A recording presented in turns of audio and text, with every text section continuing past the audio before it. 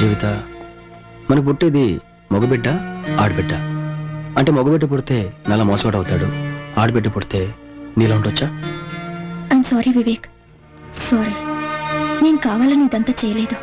నీ మీద ఆశతో టికెట్ మీద జీవిత వివేకానందన్ రాయించడం నా తప్పే. వీళ్ళదేం తప్పు లేదు. నేను అడిగేది, మన పుట్టబోయేది మగబిడ్డ ఆడబిడ్డ. మనకి పిల్లలు పుట్టరు. ఏ? మనకింకా పెళ్లి కాలేదు. అరే, పెళ్ళి అవటానికి పిల్లలు పుట్టడానికి సంబంధం ఏంటి? మన ఇద్దరికి ఏ సంబంధం లేదండి. వీళ్ళంతా తప్పుగా అనుకుంటున్నారు, మీరే చెప్పండి. మన మధ్య ఎటువంటి సంబంధం లేదని నువ్వే అంటుంటే నేను మాత్రం చేసేదే ఉంది. భారతి, నువ్వేనా చెప్తావా? మనకు పుట్టబోయేది మగబిడ్డ ఆడబిడ్డ. మనకి పిల్లలు పుట్టరండి. ఆమెమో ఎటువంటి సంబంధం లేదంటుంది. అలాగే మన మధ్య కూడా ఎటువంటి సంబంధం లేదా?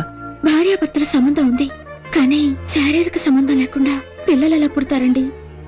ఆమెకి నాకు భార్య